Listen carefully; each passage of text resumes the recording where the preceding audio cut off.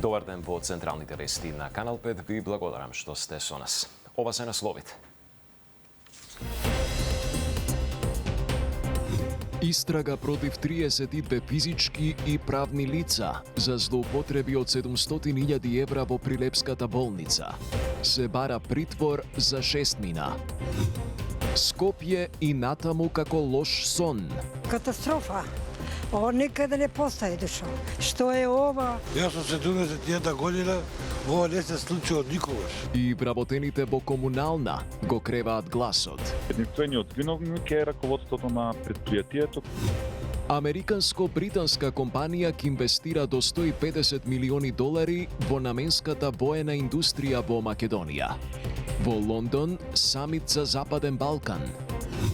Касами јавно му вети на Дуи, ќе ги поддржи неговите кандидати во општините каде што ќе се соочат со македонци. За возврат го очекува листото. Ju do e përkranin Kërçov kandidatën e BDI-s? Po sigurisht. И Ѓоргиевски и Мециновиќ потврдија. Во вторник ќе се соочат на ТВ дуел на Канал 5.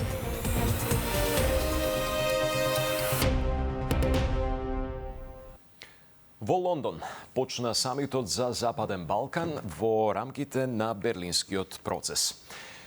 Учествува и македонска делегација предводена од премиерот Мицкоски. Тој попладнево соопшти дека американско-британска компанија ќе инвестира до 150 милиони долари во наменската воена индустрија во земјава. Одржани се и повеќе средби, меѓу кои со кралот Чарлс III. Јован Ѓорговски има повеќе детали. Економската соработка, евроинтеграциите и борбата против нелегалната миграција се во фокусот на самитот од Берлинскиот процес што попладнево се одржува во Лондон. Македонската делегација предводи премиерот Мицкоски, кој во рамки на самитот одржа и повеќе билатерални средби. Попладнево тој се сретна со францускиот министер за Европа Бенжамин Адат, а како што соопшти на социјалните мрежи, разговорите биле насочени кон продлабочување на соработката меѓу Скопје и Париз, со акцент на евроинтеграциите. Мицкоски потоа информираше дека на маргините на самитот потпишале меморандум за разбирање со американско-британската компанија Бурсток. Денеска потпишавме меморандум за разбирање со американско-британската компанија Бурсток, која што ќе инвестира во наменската воена индустрија во Македонија до 150 милиони долари. Ќе имаме нови високоплатени 1000 работни места. И ова е само почеток, напиша Мицкоски на социјалните мрежи. Во Лондон и шефот на дипломатијата Тимчо Муцунски кој оцени дека средбите на самитот се и можност за афирмација на македонските позиции и за поголема предвидливост во пристапниот процес кон Европската унија. Очекуваме продуктивна дискусија, очекуваме потврдување на позициите на многу од земјите од Европската унија насочени кон што поскоро интегрирање на Западниот Балкан во регионот и секако ние ќе имаме можност, ќе повторам, да ги афирмираме оние најзначајни позиции за нас кои што се насочени пред се кон обезбедување на предвидливост и сигурност на нашиот евроинтегративен процес, предвидливост и сигурност кои што за жал долги години ја немавме. Домаќин на самитот во Лондон е британскиот премиер Кир Стармер, а учесници се премиерите на земјите од регионот и представници од Германија, Франција и други земји членки на Унијата, кои вчера заедно со Стармер имаа средба и со кралот Чарлс III. Премиерот Мицкоски потоа соопшти дека средбата била искрена и содржајна, посветена на пријателството меѓу Македонија и Обединетото кралство и оцени дека средбата представува признание, почит и поттик за продолжување по патот на заедничките вредности и партнерството. Самитот на лидерите од Западен Балкан во рамки на Берлинскиот процес е инаку 12-ти поред на иницијативата замислена за поврзување и стабилизирање на Балканот. Прилепското обвинителство отвори истрага против 32 физички и правни лица под сомнение за злоупотреби на јавни набавки во Прилепската болница. Обвинителството бара притвор за 6 мина осомничени, а за 19 мина мерки на предпазливост. Се сомничат дека го оштетиле буџетот на болницата за 700.000 евра. Михајло Видимлиски. 25 лица и 7 фирми се осомничени во истрагата за злоупотреби во општата болница Борка Талески во Прилеп. Меѓу нив е и поранешната директорка на болницата и поранешна пратеничка од редовите на СДСМ Кети Смилеска. Прилепското обвинителство соопшти дека е донесена наредба за истражна постапка против 16 физички и 7 правни лица, додека 9 лица се осомничени за дела кои се гонат во скратена постапка. Осомничени се за злоупотреби при јавни набавки и проневера во службата, а се истражува и несовесно работење, злоупотреба на службената положба и фалсификување или уништување на деловни книги. Сомнежите дека со намера за себе да остварат значителна имотна корист се подкрепени и со извештај на Државниот завод за ревизија, велат од обвинителството. Осомничените, меѓу кои поранешната директорка, раководители и други вработени на болницата, но и управители на осомничени правни лица, преку постапки за јавни набавки за сервис на моторни возила, чистење на работните простори, сервис на водоводна мрежа, молеро-фарбарски услуги, физичко обезбедување, реконструкција на инфективното оделение, односно преку неизвршување на договорните обврски и незаконски промени на налози за исплата, предизвикале вкупна штета на буџетот на болницата Борка Талески од околу 700.000 евра. До Прилепскиот основен суд обвинителството доставило предлог за определување притвор за 6 на осомничени, додека за останатите 19 физички лица се предложени мерки на предпазливост. Истрагата за злоупотреби во Прилепската болница доаѓа по кривична пријава од Управата за финансиска полиција. Директорот на болницата Кире Јоновски, именуван во 2024-та, укажуваше на бројни неправилности и на сомнителни трошоци, од набавка на скапи мобилни телефони преку плаќање за услуги без договор до трошење на болнички пари за родендени и ресторантски сметки. Според него, болницата била затекната во финансиски хаос со долг од над 3 милиони евра. Вонредните инспекцијски надзори во комунална хигиена и во градот Скопје не ја сменија општата слика со сметот во метрополата. Паралелно со незадоволството кај граѓаните, расте револтот и кај вработените во јавното предпријатие. Од Синдикатот за комунални дејности најавуваат кривични пријави за раководството, поради како што наведуваат доцнење на платите и недостаток на возила и резервни делови. Дејан Трајковски со детали. Комунална хигиена работи само со 30% од капацитетите. Нема камиони, нема делови за сервисирање, нема ниту нафта. Потребните набавки не се извршени во ниту еден сегмент, потврдува извор на Канал 5 од предпријатието. Дополнително, изворот кој сакаше да остане анонимен ни откри дека владе и големо незадоволство и револт кај вработените кои работат за минималец, а денеска добиле само половина од септемвриската плата, иако веќе тече октомвриската. Воедно, уште чекаат да им се исплати и минатогодишниот К15. Вработените синоќе одржали синдикален состанок на кој бил поканет и директорот Сабахадин Рустеми, но тој не се појавил. На него донеле заклучок да поднесат пријави до трудовиот инспекторат, а потоа и кривична пријава за раководството. Неколку месеци назад работниците во ова јавно предпријатие својата плата ја добиваат со задоцнување. Проблемот е во немањето на гориво, немањето на резервни делови, поголем број на возила се вон возна состојба. Единствениот виновник е раководството на предпријатието. Нема постапено ни по одлуката за исплата на регрес за годишен одмор и меѓу другото оние најавени пријави се однесуваат и за тоа. Што се однесува до состојбата на терен, институционалниот притисок и вонредните надзори засега не даваат позначителни резултати. Скопје и натаму е заробено во отпад. Дел од контейнерите во Скопје се испразнети, но сепак во повеќето сликата останува ваква. Граѓаните и денеска немаат каде да го фрлат сметот кој што им е насобран, па мораат да го спуштат веднаш до контейнерите. Граѓаните велат метрополата никогаш не ја виделе во вакво издание, со мини депонии на секој агол и дека според нив полека Скопје станува извор на зарази. Одвратно нешто. Одвратно не се случило во Карпаш. Мавара обвинителство. Еве Карпаш нема ништо. Забележувате некако подобрување? Не, уопшто. Катастрофа. Ово никаде не постои душо. Што е ова? Нешто не виделе за Скопје. Јас сум 71 година, ова не се случило никогаш.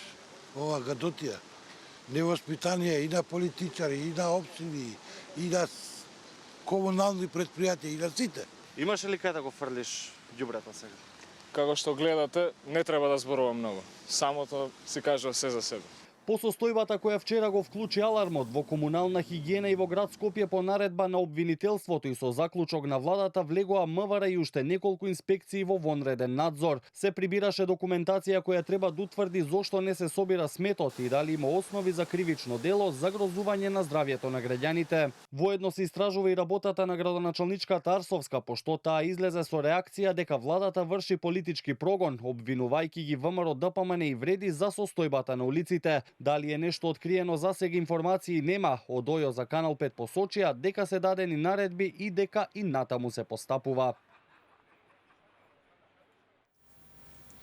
А попладнево во општина Кисела Вода се одржа и состанок на ЗЕЛС со учество на скопските градоначалници. Целта е, како што порача оттаму, да се изнедат решенија за нефункционалноста на комунална хигиена. Доколку има потреба, ќе побараме поддршка и од нашите колеги надвор од градот Скопје, со цел заеднички да придонесеме за расчистување на овој метеж. Апелираме до раководството на Дрисла да покажат разбирање и да не вршат обструкции при влезот на механизацијата, која ќе биде насочена кон транспортирање на отпадот што се таложи низ скопските улици. Нашите сограѓани редовно си ги плаќаат сметките, но за жал услугата од градското предпријатие не ја добиваат, велат од ЗЕЛС.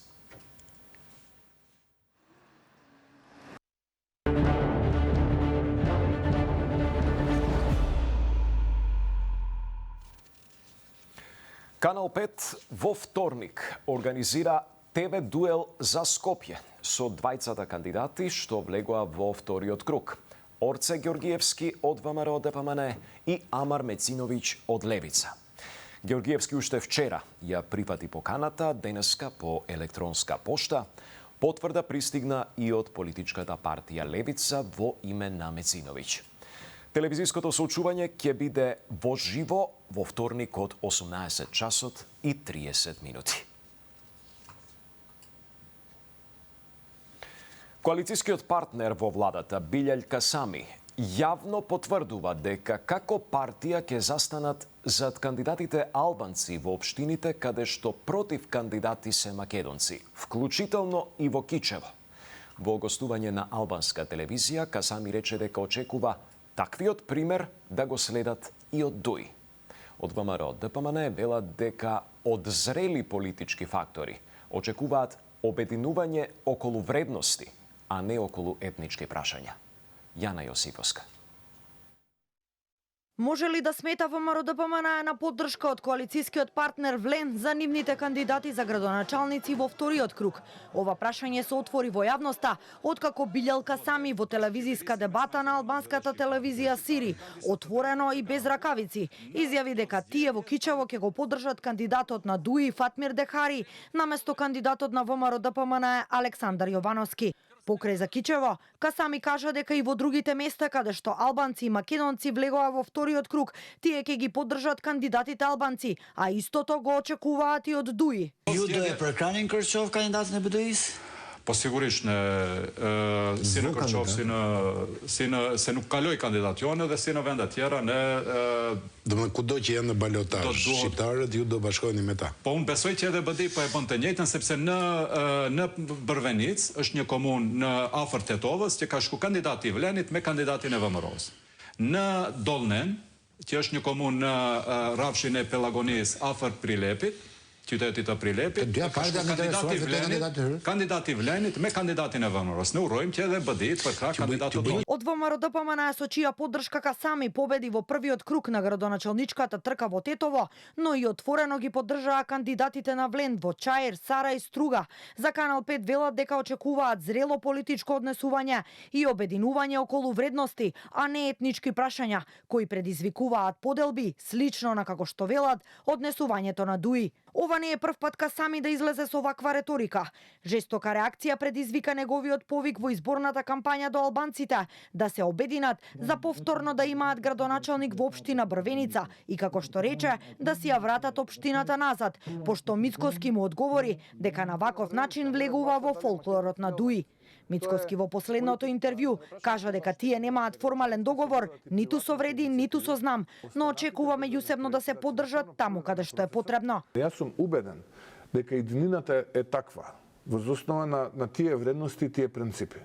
Формален договор ние немаме со никого. Ние сме рекле таму каде што има потреба и цениме дека ќе има потреба, ќе се поддржуваме. Дел од политичките аналитичари пак со оценка дека членството и приврзаниците на Влен нема јавно да дадат поддршка за кандидатите на ВМРО ДПМН во вториот круг, но зад параванот очекуваат да го дадат својот глас за нив. Јавно мислам дека нема да се произнесат. А не јавно, јас мислам дека ќе се помага кандидатот на ВМРО ДПМН поради тоа што гласачите на СДС ќе одат во ВМРО, во кај кандидатот во ВМРО ДПМН. Тие се некаде 5-6%, ако не така, 6%, нешто. Така нешто. Така. И мислам дека луѓето имаат интереси. Луѓето имаат животот е интерес. И мислам дека многу блиско е кандидатот на ВМРО ДПМН да го добие Кичево. Сепак дека етничката припадност е се уште главен фактор и определба при гласањето, покажува исходот од првиот круг во општина Чашка, која за прв пат доби градоначалник албанец од ДУИ. Таму имаш уште двајца кандидати за градоначалници, од СДСМ и ВМРО ДПМН, додека Вреди не номинираше нивен кандидат, со што македонските гласови се поделија, а албанските отидоа на контото на кандидатот од ДУИ Суа Чакиров. А кандидатот за градоначалник на Куманово од ЗНАМ, Максим Димитриевски, кој се бори за трет мандат во оваа општина, објави дека добил поддршка од коалицискиот партнер Влен за вториот круг од изборите, каде што ќе се соочи со независниот кандидат Горан Стојковски Диро. Димитриевски објави фотографија од средбата со новоизбраниот градоначалник на Чаир од Влен, Изет Меджити, на која си подаваат рака. Добив искрена и силна поддршка за вториот круг во Куманово. Поддршка која што ја отсликува мултиетничката и мултикултурната реалност на нашиот град, напиша меѓу другото Димитриевски на Фејсбук.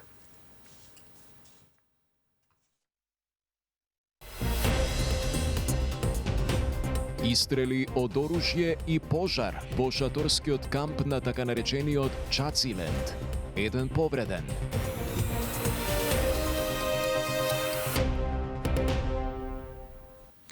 На денешното рочиште за случајот онкологија 1 сведочеа пациенти и роднини на лица кои се лекувале на клиниката за онкологија. Двајца од нив се откажаа од кривичниот прогон против прво обвинетиот Васев и кажаа пофални зборови за неговата работа. Мирјана Мирчевска-Јовановиќ.